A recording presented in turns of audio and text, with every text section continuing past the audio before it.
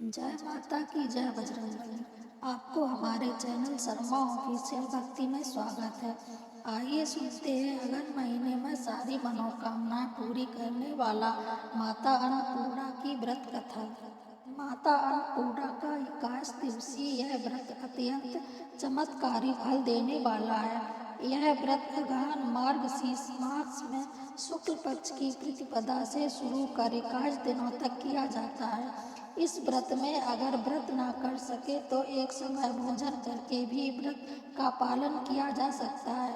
इस व्रत में सुबह घी का दीपक जलाकर माता अन्नपूर्णा की कथा पढ़ें और भोग लगाएं। एक समय की बात है, काशी निवासी धनंजय की पत्नी का नाम सुरक्षिता था। उसे अन्य सब सुख प्राप्त के केवल निर्धनता ही उसके दुख का कारण थी। यह दुख उसे हर समय सताता था। एक दिन सुलक्षणा पति से बोली, स्वामी आप कुछ तय करो तो काम चले, इस प्रकार कब तक काम चलेगा।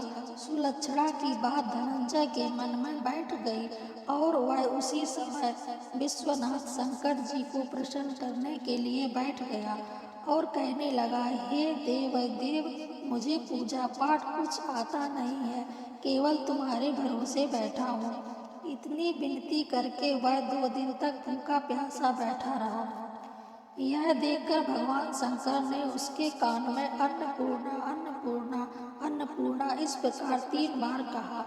यह कौन क्या कह गया, इसी सोच में धनंजय पड़ गया कि मंदिर से आते ब्राह्मणों को देखकर पूछने लगा, पंडित जी अन्नपूर्णा कौन है। ब्राह्मणों ने कहा, तू अन्न छोड़कर बैठा है तो तुझे अन्न की ही बात सूझती है, जा घर जाकर अन्न ग्रहण कर। धनंजय घर गया, स्त्री से सारी बात कही।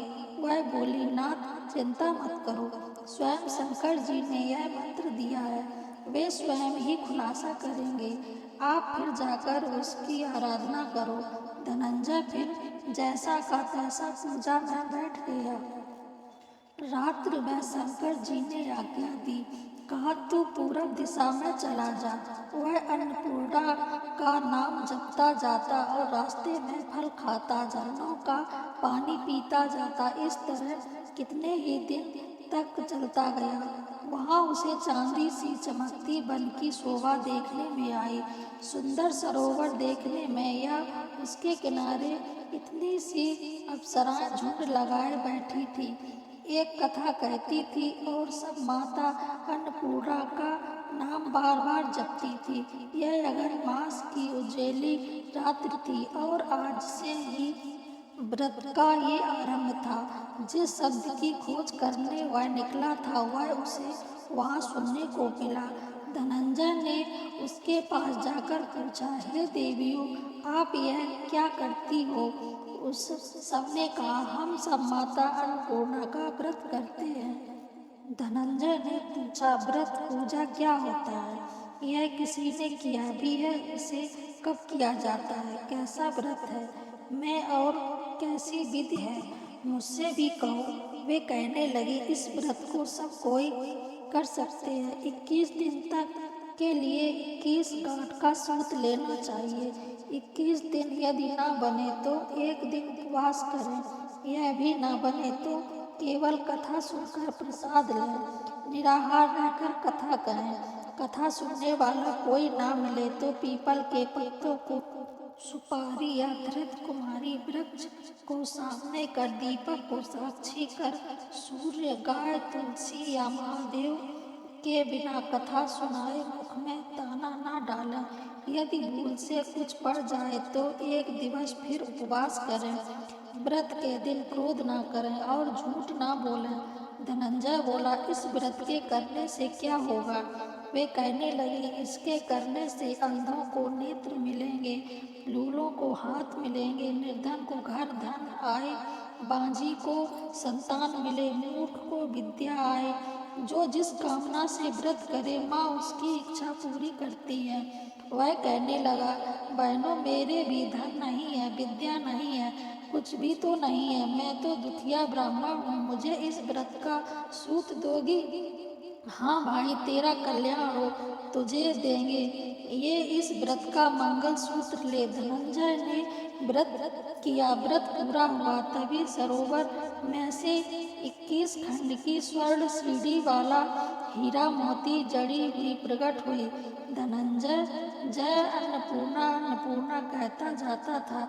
इस प्रकार इतनी ही सीढ़ियां उतर गया तो क्या देखा कि करोड़ों सूर्य के समान अन्नपूर्णा माता का मंदिर है। उसके सामने स्वर्ण सिंहासन पर माता अन्नपूर्णा विराजमान है। सामने भिक्षा हेतु शंकर भगवान खड़े हैं। देवांगनाएं चंबल डुलाती हैं। कितनी ही हथियार बांधे पहरा देती हैं। धनंजय दौड़कर जगदम्बा के चरणों में गिर गया। देवी उसके मन का कलेश जान गई।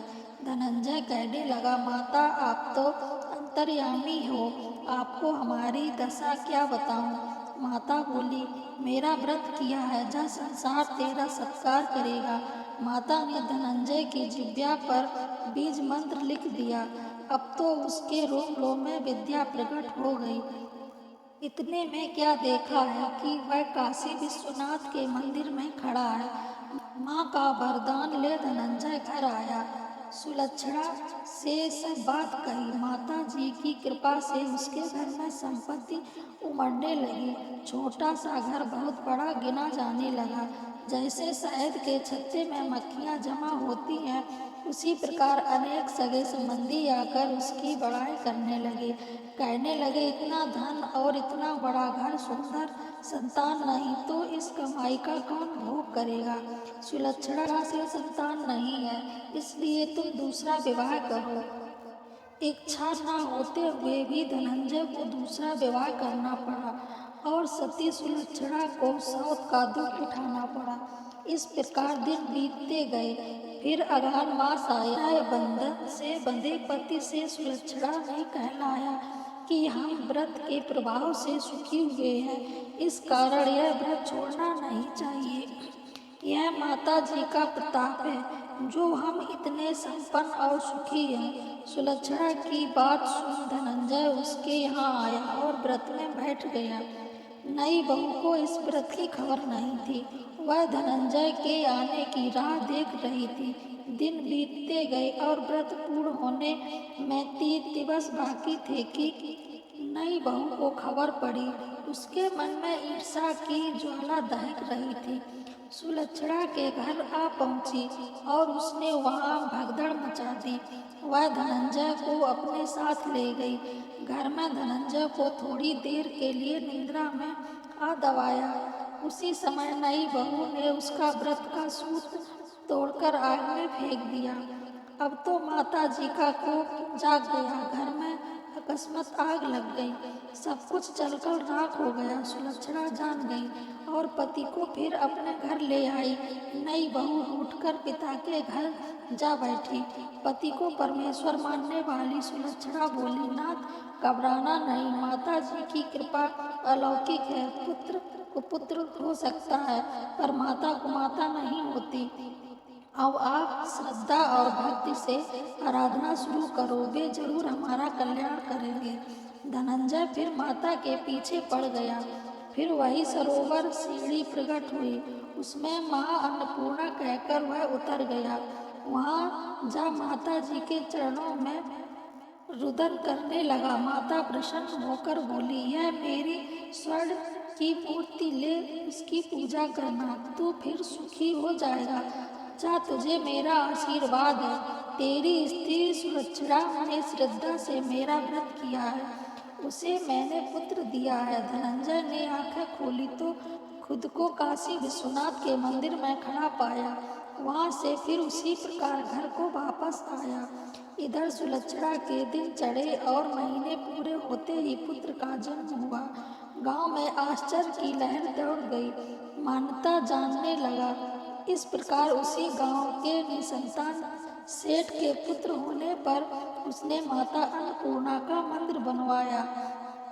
फिर उसमें माता जी धूमधाम से पधारी, यज्ञ किया और धनंजय को मंदिर के आचार्य का पद दे दिया। जीविका के लिए मंदिर की दक्षिणा और रहने के लिए बड़ा सुंदर सा भवन दिया। धनंजय स्त्री पुरुष सहित वहाँ रहने लगा। माता जी के चढ़ावे में भरपूर्वक आदमी आने लगा। इधर नई बहू के पिता के घर डाका पड़ा, सब लुट गया। वे भीख मांगकर पेट भरने लगे। सुलक्षणा ने यह सुना तो उसे बुरा लगा और उन्हें बुला लिया, अलग घर में रख दिया और उन्हें अन्न वस्त्र का प्रबंध कर दिया। धनंजय, सुलक्षणा और उसका पुत्र माता की कृपा से आनंद से रहने लगे। माता जी ने जैसे उसके भंडार भरे वैसे सबके भंडार भरे। जय माता की जय। अन्नपूर्णा माता। आपको अन्नपूर्णा माता की कथा अच्छी लगी हो तो लाइक शेयर कमेंट और चैनल को सब्सक्राइब जरूर कर लें।